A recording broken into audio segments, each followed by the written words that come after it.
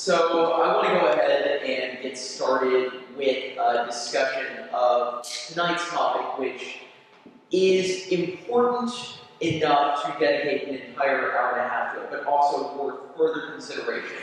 It's titled Fake News and You in the Modern Era. And one of the things that I want us to get at the end of this is not only an understanding of where fake news comes into our modern media ecosystem, but also directly how we fight it through the choices that we make and the way that we actually approach journalism in the 21st century. And I'll leave this up just for a second, but I will pull this up later on when I am doing some research. Just keep in mind, this is coming from Fitchburg State University's own fake news research guide, and I will pull that up for you later on. If you do have any questions, I would encourage you to contact me. My email is kmoody4@fitchburgstate.edu, and you can also reach me on Twitter at KyleIsMoody. So without further ado, I want us to begin talking about how we fake it until we make it regarding news in the 21st century. And if you're looking at this and you're actually seeing some familiar icons, whether it is propaganda in the top left or famed junior Senator Joseph McCarthy in the center, you're going to see some very captivating images that indicate exactly the historical precedent that I want to discuss in here. So let's play it. Tonight I just want us to get started by trying to guess which one of these is the fake news headline, and I'll see whether you can figure it out. The first one: woman devours 2 durians on the spot after being barred from taking the smelly fruits on the train. The second one is report: CNN/BuzzFeed to release damaging new Trump tape 48 hours before the inauguration. The third, Education Secretary Melanie Betsy DeVos cites grizzly bears during guns in schools debate. And the last one, headless body in topless barn. Which one do you think is a fake news headline? Do I get to guess? Absolutely. I'm going to say headless body in topless barn. Oh, so close. This is actually a story from the New York Post whenever Rupert Murdoch owned it in the 1970s and when Crumb was at a random high. The winner is our second one. Report: CNN/BuzzFeed to release damaging new Trump tape 48 hours before inauguration. And if you're reading this, you might actually recognize a couple things about how it takes the form of what looks like real news. Now, if you'll notice, it was published on InfoWars, and the head of InfoWars, one Mr. Alex Jones, is actually somewhat notable for being a person who has, in his recent custody battle, come forward and said that he's working on doing and performing a character in his show, which is broadcast through his website. This is fake news for one simple reason. The entire story is a fabrication, and I'm going to tell you how it came about. A 27-year-old accountant in Scotland who's been hearing about the work that InfoWars was doing wanted to reach out through Twitter to one of the editors about this potential story. This was after the infamous Access Hollywood Billy Bush tape. And so there was a great media demand for content regarding now President Trump as he was moving towards power. And so Matthias Muir, the person in question, reached out to an InfoWars editor through Twitter with the broad outline and basic narrative of this story, which was that President Trump on The Apprentice was caught on camera using the N-word, and that CNN and BuzzFeed would release it 48 hours before the inauguration. So what InfoWars did was take that story and reprint it without any vetting of any information. He took a Twitter story, he being Paul Joseph Watson of Infowars.com, on January 16, 2017, published the Twitter direct message information as a story, as a report right here. And that's how one fake news story among many gets spread out. If you look for it, you can still find this story. And it's important that we look and turn back to it because this is one of many different ways that fake news necessarily reaches out to the public. So, fake news is everywhere. In our 21st century, right now in 2017, you're here because you believe that fake news is either a problem that we should be concerned about, or you have an overriding interest in actively discussing it. But why is it here? We can talk about what it is, but I'm also interested in the why and how it gets circulated throughout. And so tonight I want to introduce a little bit of history, a little bit of journalism technique, and a lot of questions regarding where we are and where we're going to go. So this talk is going to cover a number of key issues throughout this period. The first is that it's going to cover the role of fake news in history. Everything from the Spanish-American War to our current president and his ongoing tweets regarding content such as former President Obama's potential wiretapping of the Trump Tower, and how we react to fake news. The second thing that I want to talk about is the very role of news in a democratic society. I'm going to largely draw on the work of Walter Lippmann to talk about how we get to be an informed democratic republic, but also how news becomes important for us to govern ourselves.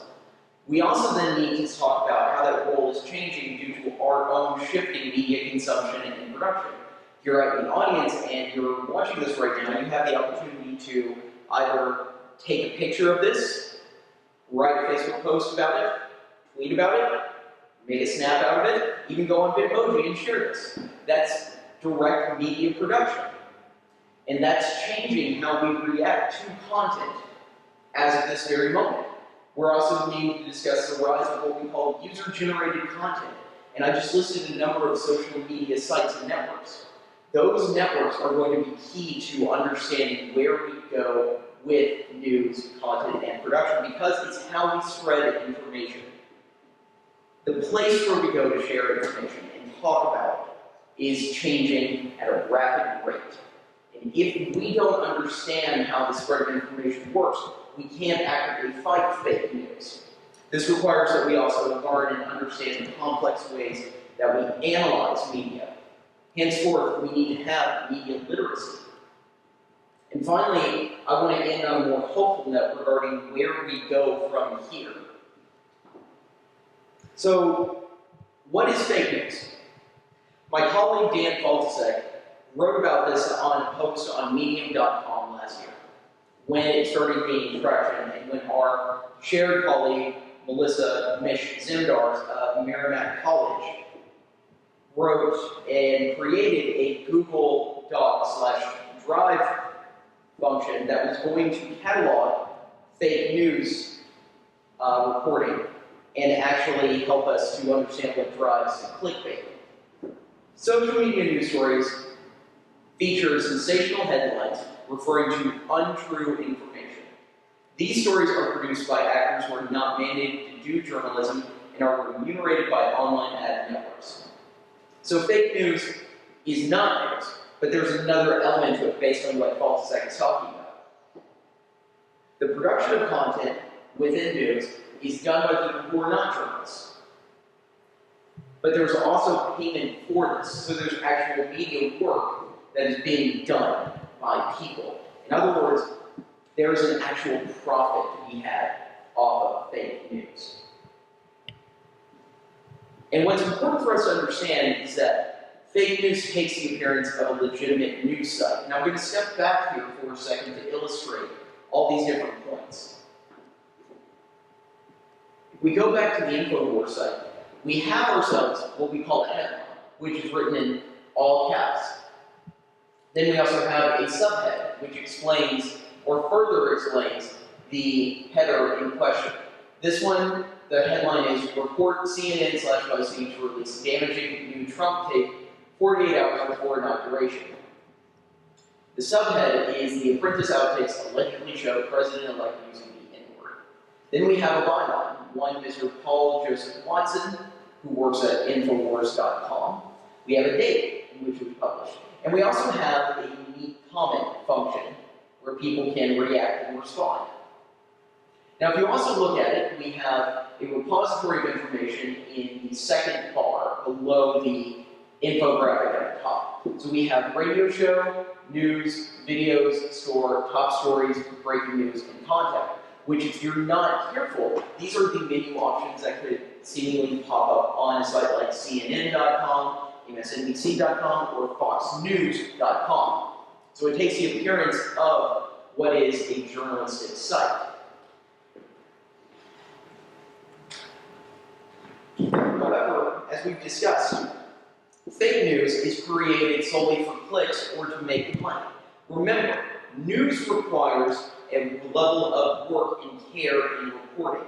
Your average local paper, a reporter is required to get information from experts and compare sources so they can come up with some form of objective truth as we know it. This content, fake news, Faltosec says is only created for clicks or to make money. And let me explain a little bit about the idea of what clicks are. Clicks are any time that you are interested in a story and you hover your mouse or however your finger over a story, you press it, and it takes you directly to that story.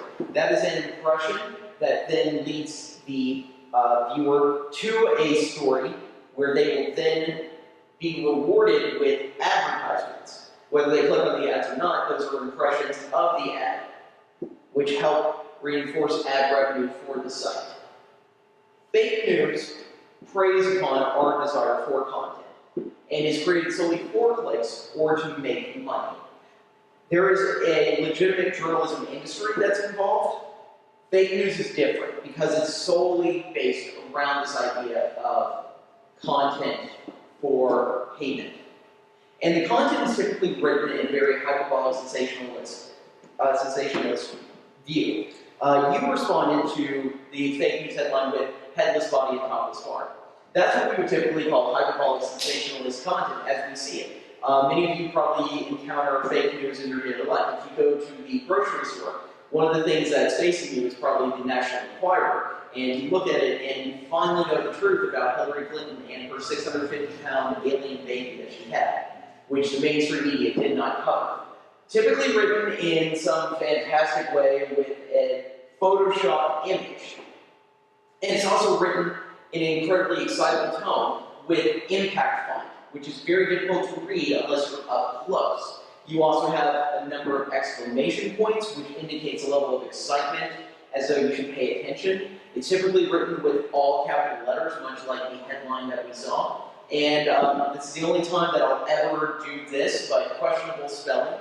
And it's meant to engage phonetic or text speak. Most importantly, it also contains a disproportionate amount of false information. And I want to be clear here. False information is not the same thing as accidental information. Because, as I'm going to talk about in future slides, journalists get it wrong quite a bit. But it is important for us to see that fake news contains more false information than true information. So in other words, it's almost as though there was no attempt to ascertain the veracity of the information. Finally, this information is spread almost wholly through social media in our current ecosystem. The days of National Enquirer or the similar red tab tabloids are waning, and yet we still can find content like this spread through social media and sites like Facebook, Twitter, and YouTube. This content takes the form of real news and uses it to spread not only a malicious agenda, but a commercialized malicious agenda. So what is fake news? It is not news where one disagrees with the conclusions of the analysis of facts, detects a partisan position in the writing of an article, or finds a newspaper that published something of what we would call questionable editorial value. In other words, there is merit to actual human perspective within news. And I'm not talking about having just some incorrect information. I'm talking about the actual work of news, which is to report facts as they are happening. But this also protects satire and parody along with some op-eds. Anybody in this room familiar with The Onion? Good. Alright, so you know what The Onion is. It's a satirical newspaper. It takes the form of a real newspaper and shares stories that make us laugh because they look so close to reality, but they're not. Another cousin of that is the Borowitz Report from The New Yorker. Andy Borowitz is a humor writer that has worked for The New Yorker for many years. And his work also hews very closely to fake news, as we would see it. The exception is that it would also take the form of what The New Yorker is and make it appear as though it were real news. And I've been duped by it before, which is part of the humorous trick. I've been duped by certain stories on Mitch McConnell, on gun violence, on Supreme Court justices, because Borowitz has borrowed and appropriated the language of reporting in a very unique and interesting way. But what's changed about the Borowitz Report in 2017 is how it's shared on social media and on its website. Now the Borowitz Report typically runs with a chyron at the bottom featuring a caricature of Borowitz. And it says, real funny, fake news. So as to not actually fool anyone. And that gets to one of the hearts of the matter. We are surrounded by information, so that even highly literate media analysts can't necessarily tell whether the content is fake or real. So let's do an experiment. I'm curious what you in the audience see whenever you look at these two stories. And I will read them out for you. The first story comes from a publication called Liberal Society. It reads news in this little column here, and underneath it, the headline reads, White House finally gives Kellyanne Conway the boot. Are you glad? On the right is the exact same image of Trump press surrogate Kellyanne Conway. Same with news, and the story that just said, White House just gave Conway the boot, comma, prepared to be infuriated. Are these different stories?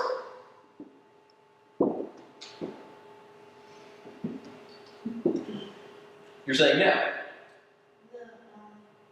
They probably are different stories. Okay. They might be different stories. When BuzzFeed did a breakdown of these two stories just by looking at the exact same image that is shown here, what they found was that a proportionate amount of the text was actually largely the same, just some key pronouns and some key adjectives changed to help prime the viewer to see this. But they also did further digging regarding the origins of Liberal Society and Conservative 101. And what's really important for you to know is that both Liberal Society and Conservative 101 are owned by the exact same Florida media company. And now we're starting to see a little bit. So it could be charitably said that whoever did this didn't do enough of a job to differentiate it. It's obviously very lazy to use the same image, to write it in the exact same sort of way. But now we're also asking ourselves, why? Why would somebody do that? Well, let's take a look at American News Limited Liability Corporation in Miami, who owns the following sites. Liberal Society, where the Conway story was more heavily shared on Facebook. Conservative 101, which was the counterpart that we also saw, but then they also own other sites as well.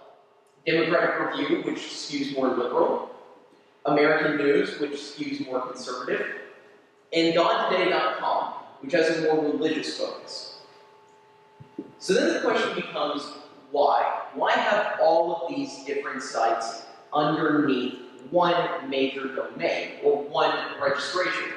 Well, who benefits? You, the reader, from having access to a cornucopia of content, or American News Limited Liability Corporation of Miami, who receives all the ad revenue from the clicks. And this is where it really starts to get interesting, is because American News LLC, which never responded to the BuzzFeed comments regarding this investigation, is actually been at this for a while. But it's important to understand that every time that you see the story on the left, whether you identify as more liberal or progressive, you're less likely to see the story on the right. But no matter what, we're just getting possibly the same news in our bubbles. We just don't even know that we're talking about the same thing. And so, profiting off our ignorance is American News LLC of Miami. And so, because it's a click-driven basis or business, they tend to reach out and have a broad spectrum. And they're hitting us right where we want to go, because we crave news and content more than ever before. If you are here right now, you are hungry for information of some sort. After this, you may look up information. You might check Facebook during watching this, or you might look on Twitter. We crave news about our world and information about the way our world is working more than ever before, because we have access to more of it than ever before. We can also more easily identify who we are at the side of the broad political spectrum. Typically, whenever we describe ourselves, we tend to identify as progressive or liberal or more conservative. But there are also sects that have emerged within there. There are Tea Party conservatives, there are ultra-right-wing libertarians, there are wholly leftist extremist factions. So the broad side of the political spectrum can actually be broken down into smaller bits of content.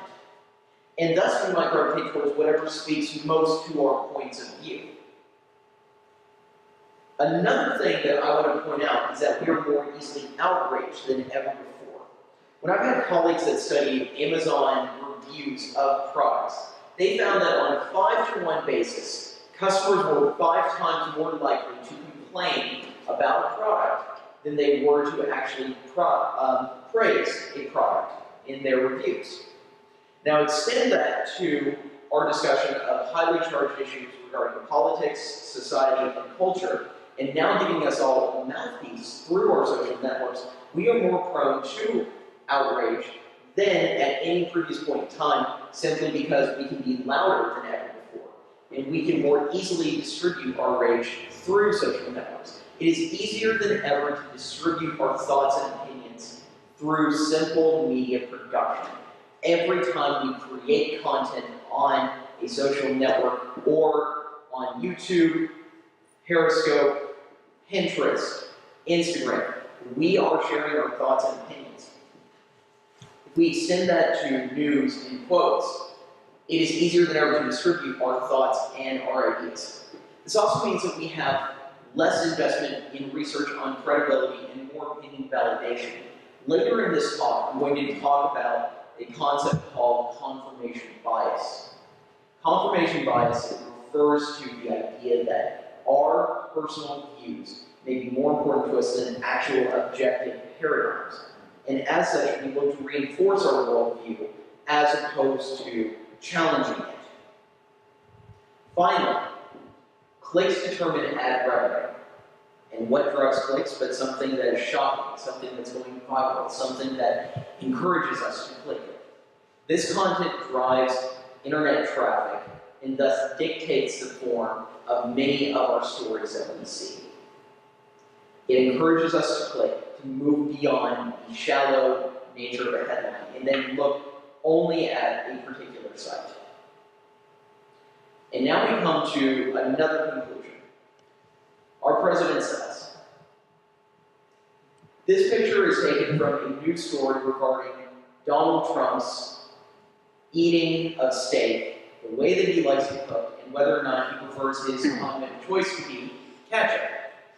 Seems as though it were a nothing news story, and yet, given our news cycle, this actually became a legitimate discussion point for even major cable news networks. Why are we focusing on Donald Trump's steak preferences when there are other potential news stories anywhere else? Well, the truth of the matter is, President Donald Trump is probably the most famous person alive right now. Much more so than previous President Barack Obama, and way ahead of anybody else that you can possibly think of. Every bit of popular discourse that is focused on Donald Trump tends to receive more attention than anybody else in our current media ecosystem. And because everybody has an opinion on him, because he is a polarizing figure, and has been since his introduction into the 2015 presidential election campaign, the eventual 2016 election, and now in his the aftermath of his first 100 days, everybody continues to have an opinion on him. Those opinions drive our clicks. They drive what we click on and how we click on it, which drives traffic.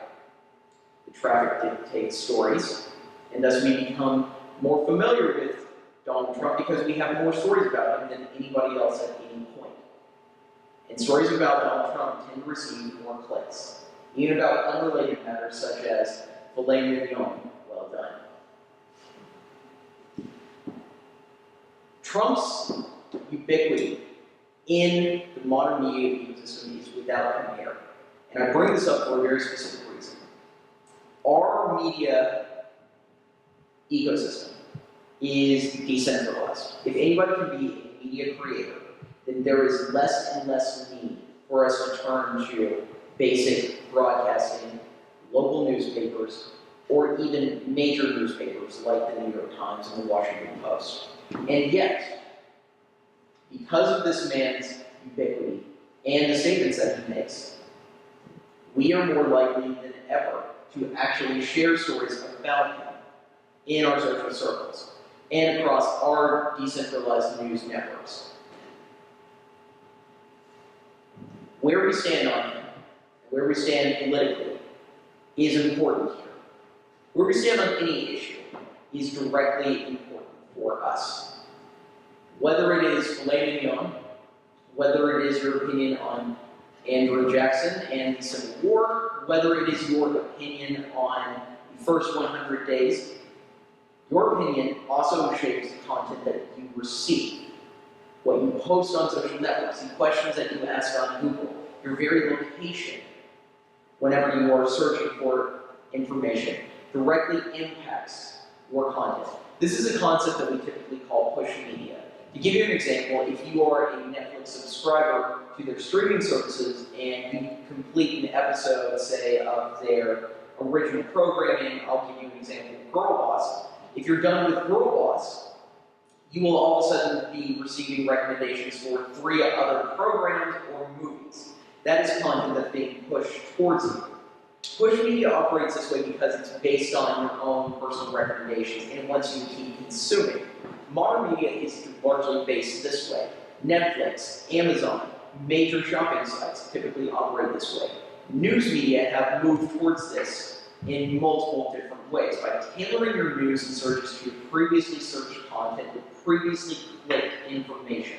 So based on your potential political view, then, you will only see one of these stories on Facebook, or on Google whenever you look it up, or on any other social networks. However, your networks are tied around your own user interests, as discussed by Dana Boyd in works like It's Complicated. What about other user interests? What are they seeing that you're not seeing? Could they be seeing the story on the left, or the liberal story on the right? And where they fall politically, they will see the story that is most attuned to their tastes. And that is one of the ways that filter bubbles, which filters out content that you don't want to see, will direct you to the information that you do want to see. Fake news is predicated on this idea of tailored content by shaping stories with as little work as possible and then algorithmically pushing it out to specific social networks and areas. So let's talk a little bit about what it is that journalism does versus what fake news does.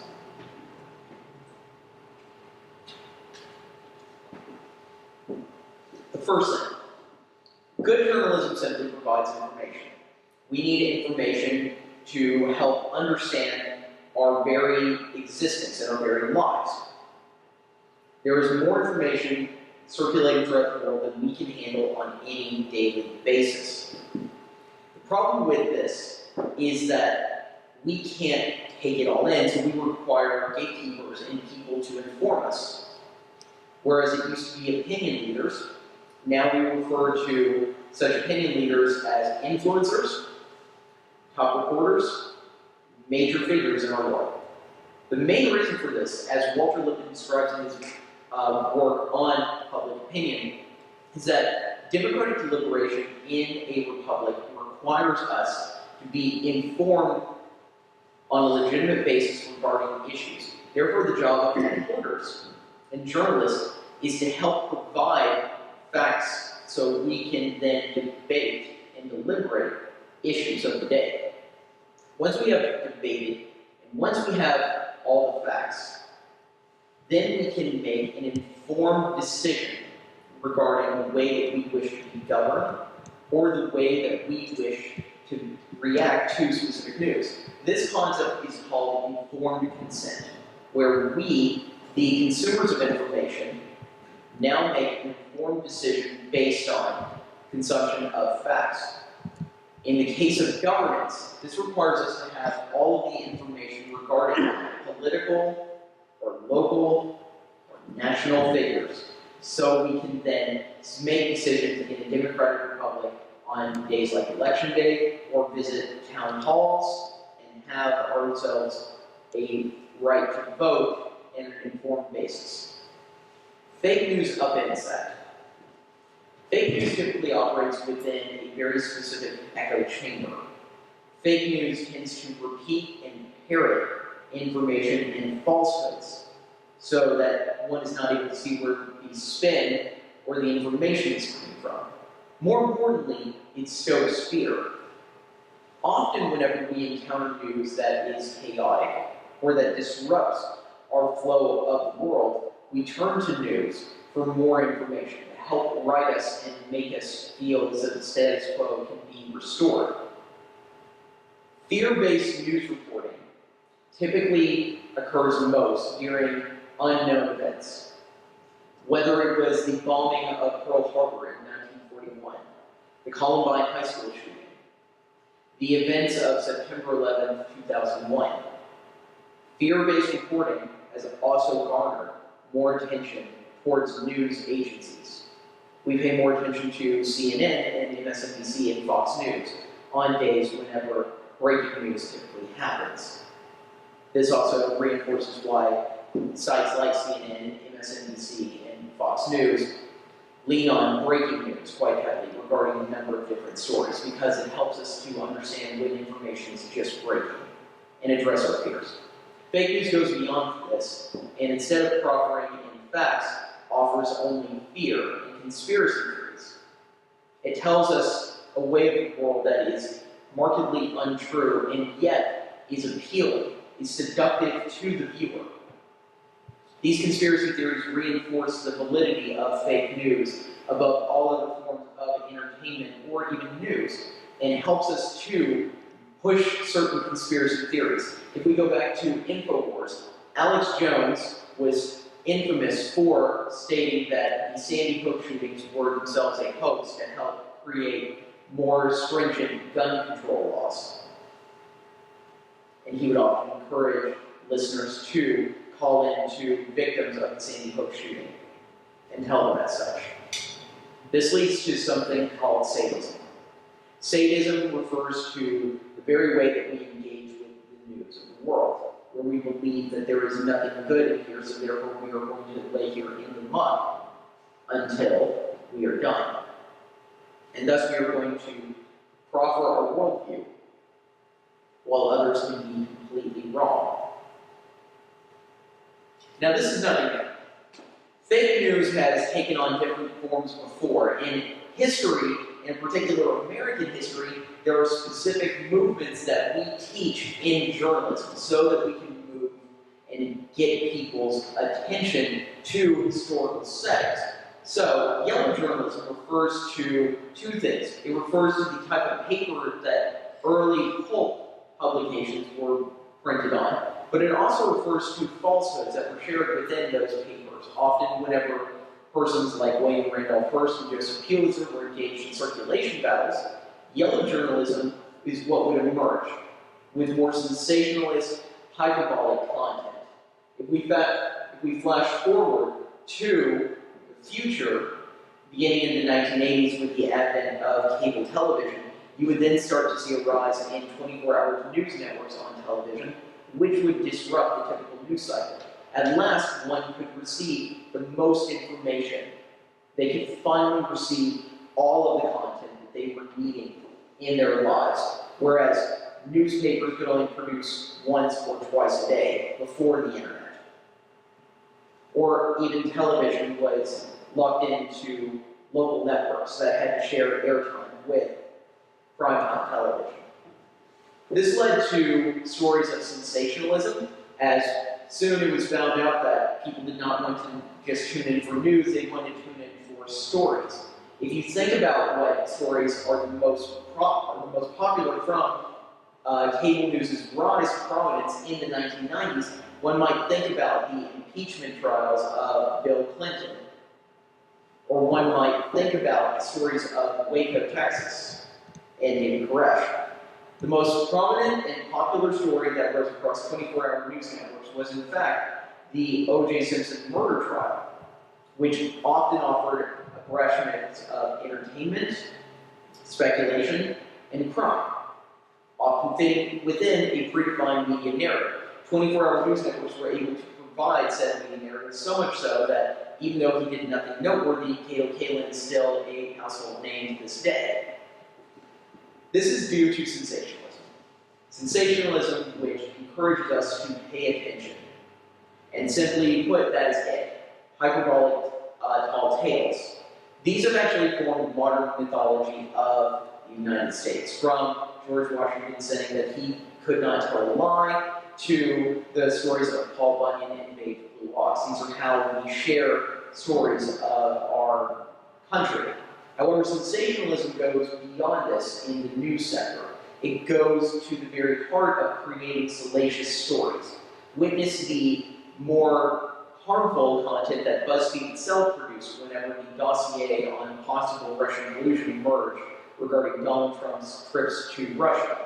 This often takes the form of tabloid stories, and I haven't mentioned tabloids before, but tabloids themselves have a unique history in fake news. I've also mentioned Murdoch himself. Murdoch is famous for eventually leaving Australia and moving to England, buying paper like the Daily Mail and the Sun, and putting supermodels in the photos and then making sure that lower class customers and low information voters would pay attention to said stories. But let's talk about why we fear fake news. Does anybody know what this is? Comet Ping Pong in Washington, D.C. It's a delicious pizzeria. My sister goes to the University of Maryland, and so we go to Comet Ping Pong sometimes. It's a fantastic place if you want to go get pizza. The reason that I'm bringing this up is in 2016, when the WikiLeaks scandal emerged that revealed more information from Hillary Clinton's emails, one of the stories that emerged was this idea of what was called Pizzagate, which was the idea that underground sex trafficking would take place at Comet Ping Pong. And in order for you to engage with Clinton, then campaign advisor John Podesta, and a number of others, you would walk into Comet Ping Pong, request a pizza, and thus you would be able to engage in illicit sex with minors who had been trafficked in. Also, there was no basement in Comet Ping Pong. None of this mattered to a gunman who walked into Comet Ping Pong during the election cycle in 2016, opened fire at the roof, and demanded to see the basement so he could understand it for himself. Nobody was injured, and when the police arrived, they arrested a man who only said that he was there to look and see for himself because he believed in the story of Pizzagate. And this is one of the reasons why we fear fake news. Thankfully, nobody died. But there are real-world consequences to content like this. And for low information voters who already fall into the idea of believing conspiracy theories and engaging with sadism, fake news has a legitimate effect on actual viewers. It also has real consequences in the more aggregate sense. First off, it contributes to creating a less informed populace by introducing mythology and falsehoods into our discourse. But there's also another idea behind this, and it has to do with the rise of Donald Trump to prominence. Trump was one of many Republicans, 16 others, in a crowded primary field. The reason most of his followers, who still support him, even though he has record low approval ratings, the reason most supporters would turn to him would be that he said things that no other dynasty gatekeeper Republican, whether it is Ted Cruz or Jeb Bush, would say. And because we are seeing a rejection of those existing gatekeepers, we're also saying that within the mainstream media. Oftentimes, out of 500 tweets that were compiled between Donald Trump's first 100 days in office from his @RealDonaldTrump Twitter account, 30 of them would reference fake news. The failing New York Times, which also appeared in 15 tweets on their own. He would decry fake news, fake media, which shows an authoritarian rejection of these existing gatekeepers. People gravitate towards that. And as such, whenever you have a prominent figure like President Trump, who says that news outlets are themselves fake, there are a number of people that tend to agree with him. This also leads to a polarized debate because it upends the very fabric where we discuss facts and where we come across certain bastions of information. Are we supposed to trust the information that Trump himself tweets out through his account? Are we necessarily supposed to believe the New York Times and the Washington Post, both of whom have multiple writers on staff that do openly disdain Donald Trump as president? This leads to a very polarized debate, not just between heads of state and the fourth estate that is in charge of keeping power in check, but it also leads to polarized debate on less regulated forms like social media. This creates less ground for what we've determined to be civil discourse. Civil discourse is important for democratic deliberation because by objectively analyzing content, we're better able to come across with a clear-headed conclusion. When we have less ground for civil discourse and we are engaged in emotionally charged rhetoric and debate, which is prompted by fake news, then we have less ground for actual factual consideration. We must deal first with the lie before we can deal with the facts, and we still have to deal with that in a 24-hour news cycle. This also contributes to the shaping of said reality.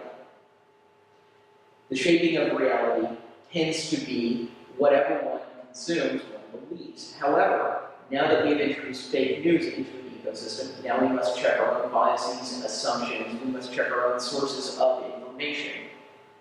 When one does not do this, one tends to believe what they are fed, and thus can be more likely to be shaped negatively. This would have direct, disastrous consequences for our political future.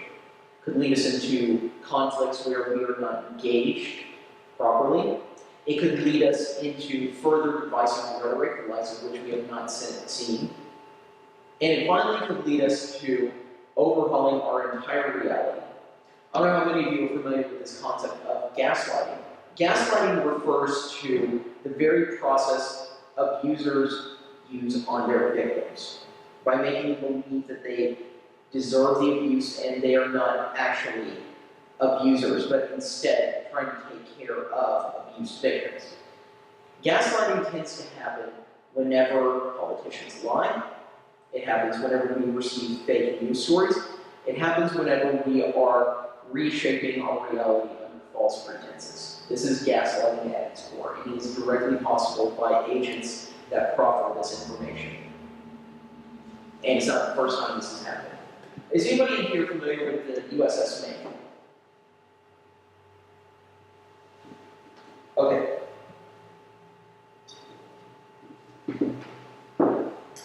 In 1898, the USS Maine exploded off the coast of Cuba. If you read this headline from the World, it says, Maine explosion caused by bomb or torpedo, asking a question. It leaves no doubt that there was malicious intent in its explosion. But it was a munitions malfunction, a literal weapons malfunction on board that killed 260 men and American soldiers. Now, why is this important? Well, I mentioned before that in the turn of the century, William Randolph Hearst and Joseph Pulitzer were locked in a circulation battle. One of them owned the world. And Hearst himself was dedicated to actively winning here. He would send his own reporters and illustrators to Cuba to see if they could draw content that would be engaging and cable it back in. One illustrator cabled in to Hearst and said, "Why am I here? There is no conflict. There is nothing to engage with. There's no reason for me to furnish pictures." Hearst chillingly wrote back and said, "You furnish the pictures, I'll furnish the war." And as such, this became one of the biggest selling issues of the world whenever it mistakenly and maliciously reported on the Maine explosion. All to win a circulation battle, all to sell papers. And as such, we entered into a conflict known as the Spanish-American War, based on this Maine explosion. Due to popular outcry regarding this, pressure was thus laid onto congressional representatives to engage in war. Theodore Roosevelt himself was pushing for this conflict.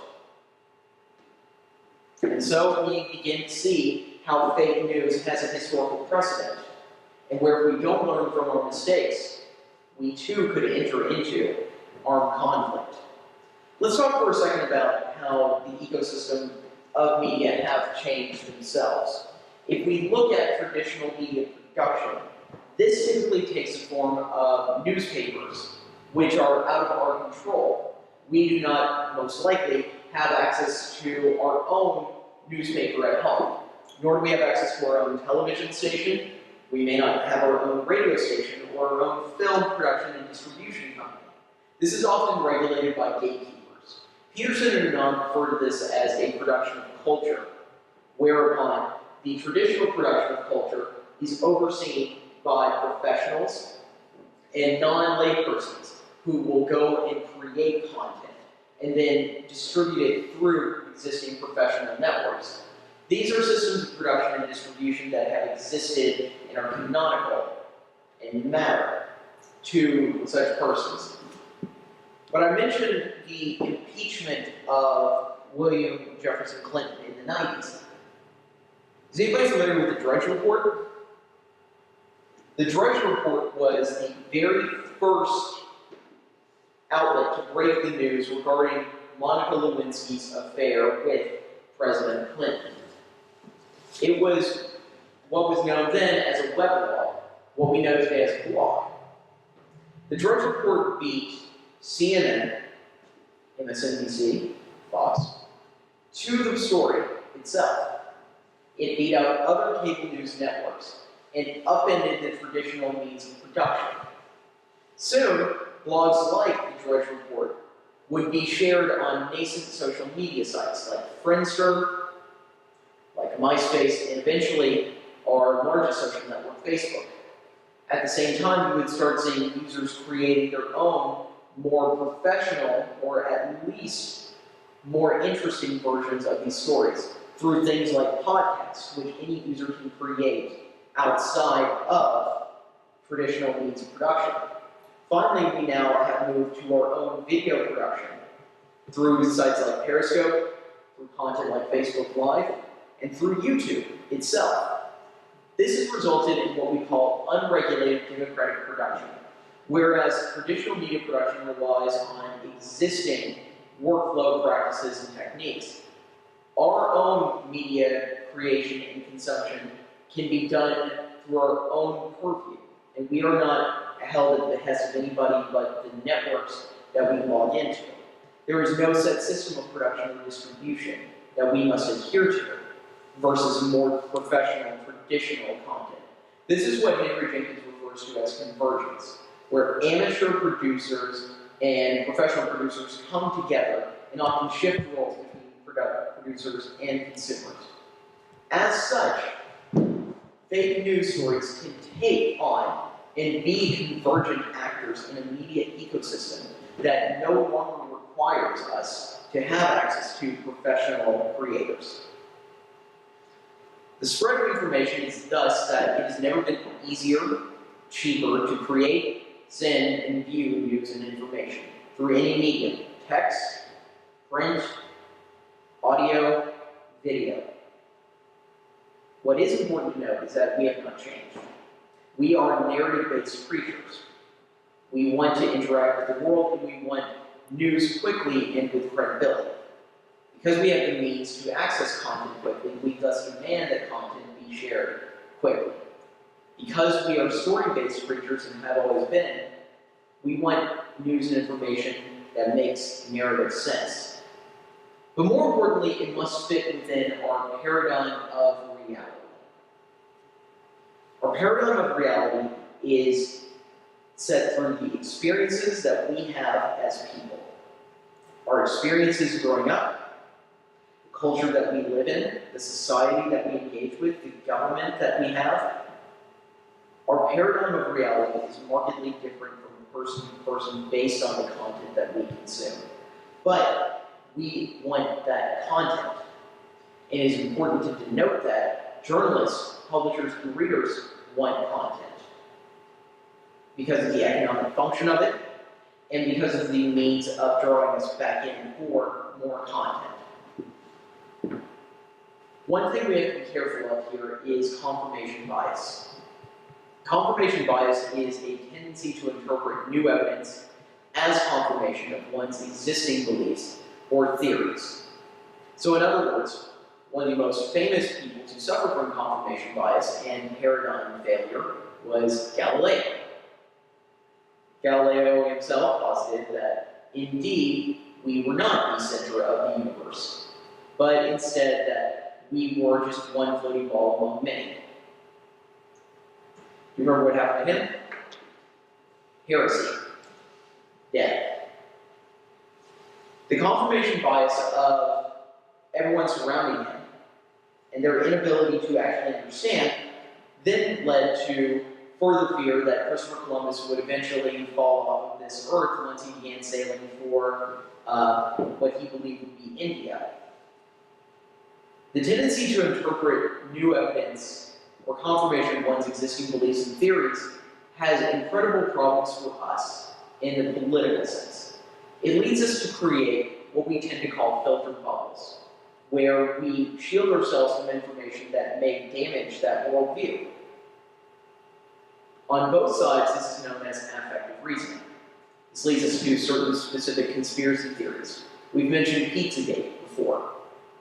We could also look at the Warren Commission surrounding the assassination of President John Fitzgerald Kennedy.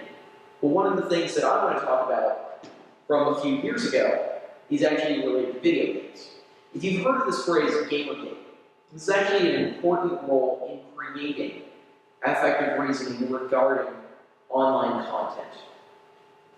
So, a bit of background behind Gamergate. It stemmed out of an unfortunate incident where a relationship between a couple of game developers imploded, and one developer wrote about the other regarding her liaisons with a journalist. And while lurid and not at all the focus of incredible news stories, it caused certain readers to begin to think that there was actually a conspiracy or a movement to move away from specific game-related content in favor of issue-based content that was going to only favor one specific side or group, as opposed to another heteronormative, male-dominated field. This led to a decrying among many different gamers who would then take on this ideology of a loose affiliation of different political views and spectrums. Eventually it came to be called Gamergate, but what it engaged with was a campaign of harassment of journalists, a harassment of feminist scholars, and a haranguing of those who do not fit on the other side. And I myself was one of those people that was nominated within the Gamergate block list, and found myself soon on Wikipedia being told that I was one of those, I believe their phrase was professorial cucks, that was unfit for actually being within the gaming sphere. And so what I found whenever I engaged with persons was that their affective reasoning made it so that they not only didn't want to hear what I had to say, but found that what I had to say would be threatening and toxic to their belief system and structure. So in part, this is information overload. Filter bubbles help protect us from information overload by tailoring our content to fit within our political paradigms and needs. But unfortunately, we can also be suspect to fake news. Now, that's simply because we have more information available than at any other period in human history, available at the touch of a button. What we, as consumers, must constantly engage with is this idea of media literacy, where we must analyze and understand the complex information and narratives that are being sent to us so we can better process and evaluate our content. In short, we must demand better media, but how do we do that? This is where President Trump comes in. I mentioned his status as an outsider candidate in the field of 16 others during the rise to the presidency. One by one, he would win because of the way that he spoke to outsider sensibilities. Persons who felt neglected by, quote-unquote, mainstream media, which felt like it did not speak to them, would often side with President Trump because of the way that he was discussing little discussed areas, whether it was class, whether it was economics. He would often take an outsider fringe position, outside of the Bush dynasty, outside of Ted Cruz, even outside of Carly Fiorina.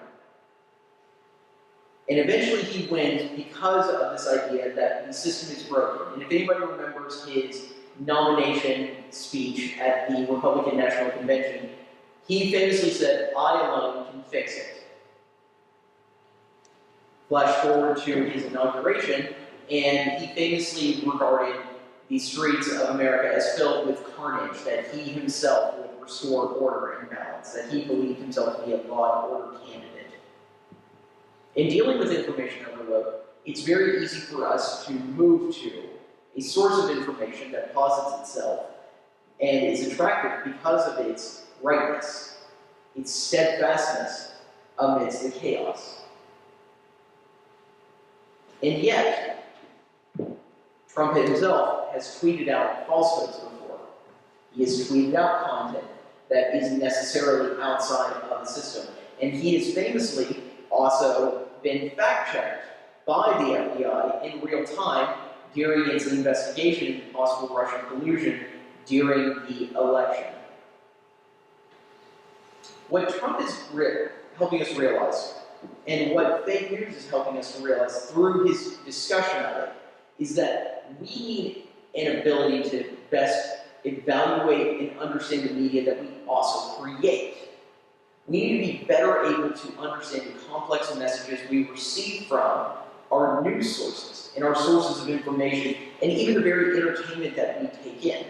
Television, radio, internet, newspapers, and social media. I don't know how many of you are familiar with the recent Netflix series 13 Reasons Why, which focuses on teenage suicide as one of its major plot points. But the complex messages that are promoted around it have made Netflix have to issue warnings to viewers regarding the discretion necessary before witnessing what may be triggering content. This is because media literacy is an ongoing process. As the medium that we get information from changes and shifts due to changes in society and culture, we have to better be able to understand what that content is going to say. When I teach this to students, I also underscore with this. They are exposed to roughly 4,000 visual messages every day in any form. Print, social media, which is their typical form of news and information about the world, television, film. 4,000 messages daily. What we have to begin to be able to do is to break down exactly what that content is and does and potentially means to others as we look at it in the aggregate and in the micro sense. So, as I wrap up today, one of the things that I promised to talk about were ways that we could actively take on and discuss the role of fake news, but also what we can do about media literacy. So from a media literacy perspective, one of the first things that I want to introduce is that we stop saying the media. It's a very simple phrase, but it's also attractive for all the wrong reasons. Number one, as we've seen, different outlets have different goals, whether it is information-based, profit-based, or simply the idea of malicious intent. Different outlets have different goals, and such we should not treat them like a homogeneous, centralized whole, but instead recognize that in moving towards a more heterogeneous mix, these different outlets have different ideologies, and we have to analyze this. This includes looking at creators of content, knowing reporters and publishers. Is it just enough to know that Amy Horowitz himself is a humorist? Or is it enough to know that Justin Halpern, who had a famous Twitter account, eventually came in and wrote parody content for the New York Times that suggested that Paul Ryan himself listened to specific dating music after the initial failure of the American Health Care Act? Or is it also falling on the part of reporters and publishers to also engage and understand how their audience takes content and consumes it? One thing that we as consumers must do is start to do our own research, understanding that we exist not just in our own filter bubbles, but that we may be succumbing to actors beyond our own control. We have to confront our own biases. We have to actually look at our own expectations and see what is necessarily fishy and problematic beyond this. This requires a level of education. Education which is offered through collegiate classes, education which is offered through free online content, and is also available through libraries. I actually hold libraries to be important gatekeepers of information, not just because you walk in and check out fantastic materials from your local library, but also because librarians themselves are surrounded by information. Libraries provide safe spaces for us to investigate our own assumptions and to engage with history and the world in our own local community. But it also connects us to national issues. One of the things that I wanted to show you today was this very research guide. So,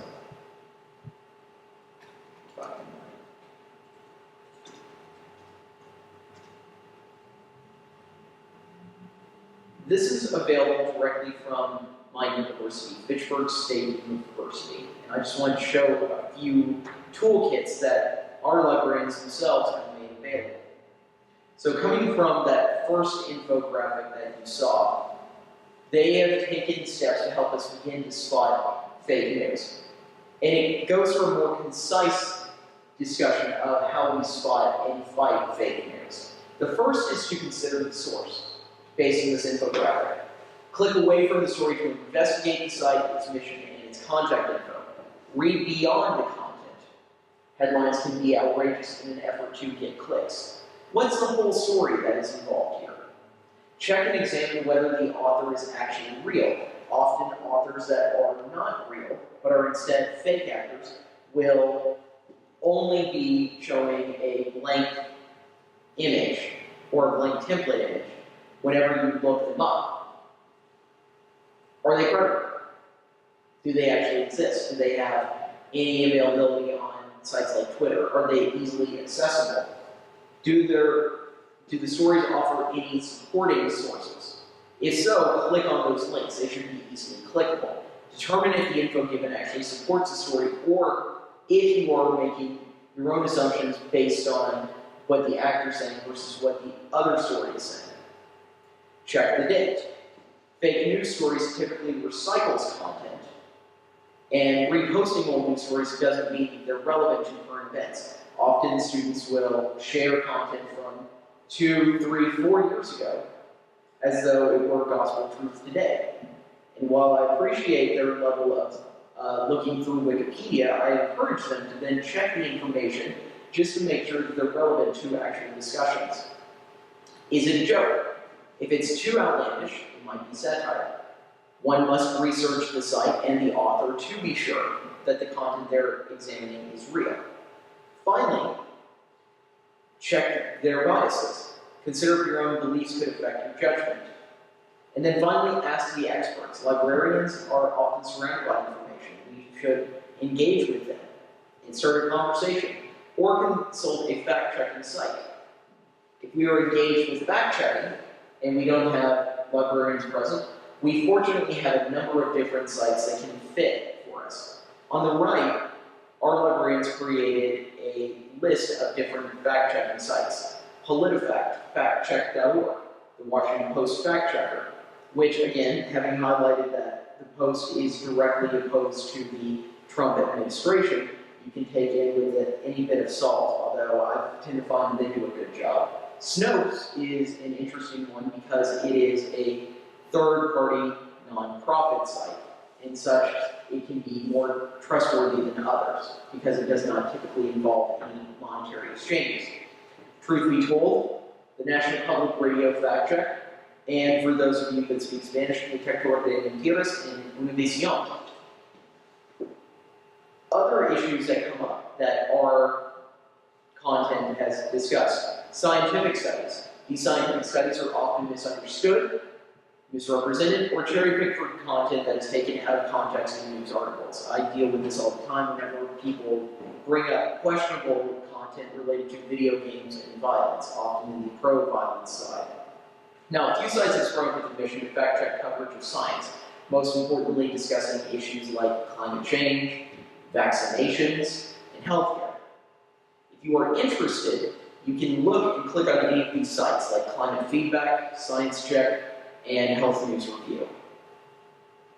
Same thing with quote attribution. Anybody in here familiar with memes? Okay. I'm going to request that you not look for 5 seconds here.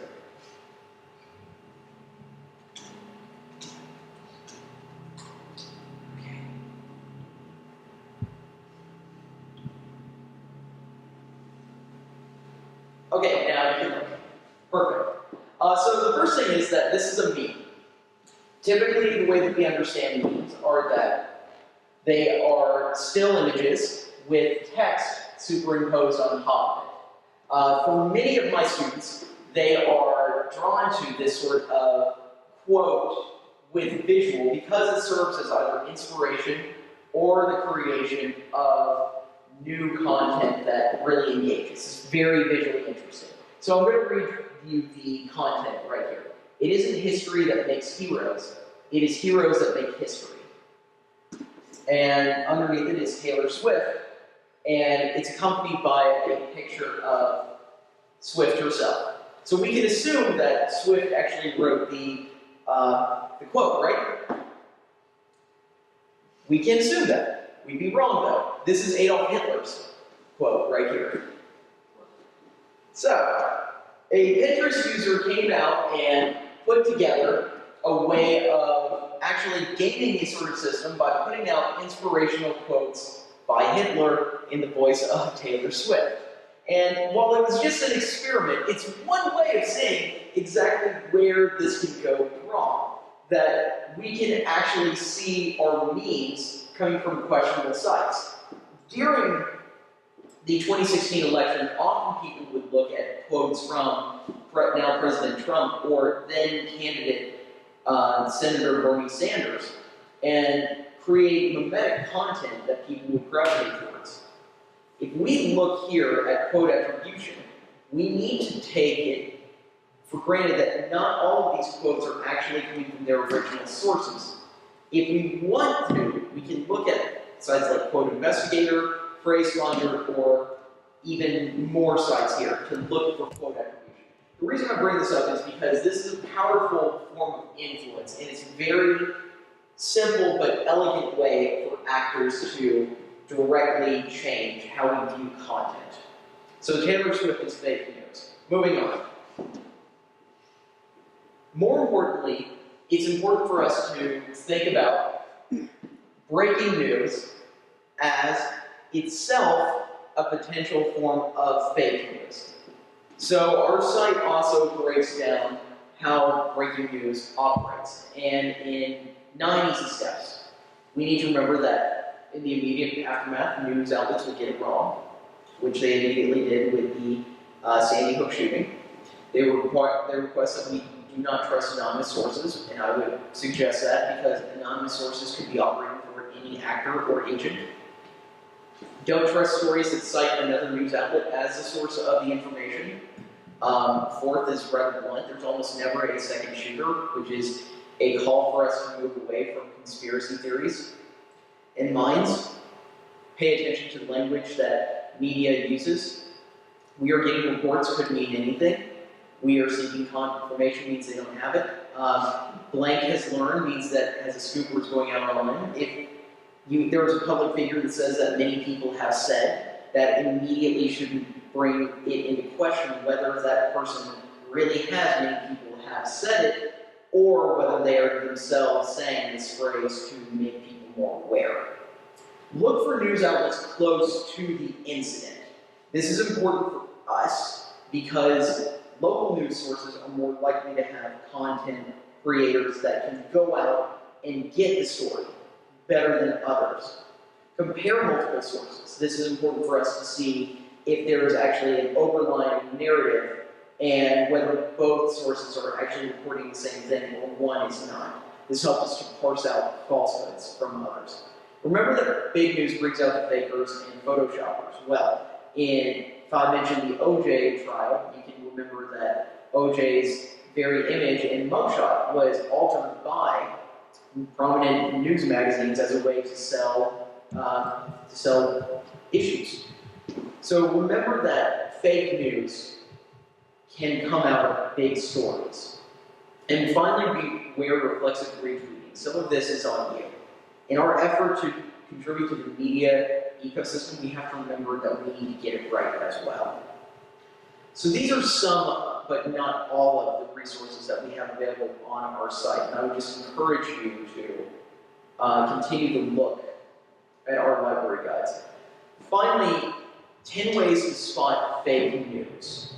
One of the first ways is to check our web address or the URL, the Uniform Resource Locator that you see at the top of the page. This is important because it gives us a way to see whether CNN.com is reporting the story or CNN.co.uk, which is itself a fake site that repurposes CNN's logo to its own ends. Research the name of the site. What are the stories that they have done? Look it up and see whether they are themselves credible. Do they have anything on Snopes? Do they actually fall anywhere on PolitiFact's pants on fire meter to indicate lying? Look for visual clues. If we look back at our original content regarding Kellyanne Conway, were there any actual changed logos? Was the image just the exact same one? Was there any photoshopping that was done? Photoshopping being a way of altering the image to fit within the content. Look and see whether there's any specific ad revenue that is being published. Is there any ads out there that seem to just be overwhelming the news content? Is there less news than there is ad space? Does it even look like a news site? Does it have a date stamp? Does it have a byline? Are there sources provided in the story? Is there any consistency with how the stories are presented? Is there any priming of the story that is going on? If it tells you prepare to be infuriated or this is going to be epic, it is less likely to be a news site and more of a hyperbolic sensational site. Look at the About bio page, both for the author and for the site itself. Look and see how long it's existed. Look and see just how long the site has been publishing, how long the person has been creating, whether they actually sound like a real person, whether they discuss where they got their degree from, if they claim to be journalists. Run the main photo through Google Images reverse image search. This is a trick that you can do to see the exact source of information and not be fooled by actors. Check where and when the site itself was registered. Make sure that you're looking for content that itself comes from credible sources. When BuzzFeed looked at American News Media LLC, it was important that it saw that all of these different sites were operating underneath one limited liability corporation. And in fact, they were not all sites that were started around the same time. Fact check specific claims using the third-party fact finders, and finally be aware of specific or overly sensational headlines. Those are going to get clicks, but are they going to actually improve anybody's understanding of the issue? And to do this, we have to remember to use our voice. Here in this room, we have a unique opportunity to vote with our dollars and to subscribe to outlets and pay for content. This is directly moving away from what we used to do with news, which was receive it for free or receive it at a lower cost. News does come at a cost. Typically, it's supported by ad revenue, but ad revenue is only provided through subscriptions. And so what I encourage is that people subscribe to their own local papers to continue supporting the move towards sourcing and getting access to local news stories that more directly impact you. Don't share fake news stories. If you've taken the 10 steps that I've just showed you, then you are owing it to yourself to not add to the falsehoods that are shared typically across these sites. Read and Google content before sharing. Is the content that you're sharing actually real? Reported use of content or fake news. You have options on multiple social networks like Facebook, like Twitter, to flag content as abusive or problematic. Check with Mish Zimdarz's Fake News Google Doc. It's available on the Fitchburg State Library. You can find it through that content. Read outside of your filter bubble. Look beyond your own news sources and start to examine what other sides are saying. This will help us to engage not only in civil discourse by seeing what the other side is saying, but also to understand where other people are coming from. Right now we are existing in a very charged political sphere. If we are actually able to tone down the rhetoric by understanding what others are saying, then it allows for cooler heads to be heard. And then it's more likely that cooler heads can operate better in a democratic society. Finally, I will say this. Through taking all these steps, fake news will necessarily be fought. It will take shifting forms over time, but recognizing its historical basis and its cultural and economic capital, we can be better able to fight the people that create it and thus restore some semblance of understanding and normalcy to a media ecosystem. But it will take time. Now at this time, I would like to open it up for questions, but if anybody does have any questions or concerns, you can reach out to me at my email. My work email is, again, kmoody4@fitchburgstate.edu, and my Twitter is @KyleIsMoody, and I want to thank you all for taking the time to meet with me today. Thank you.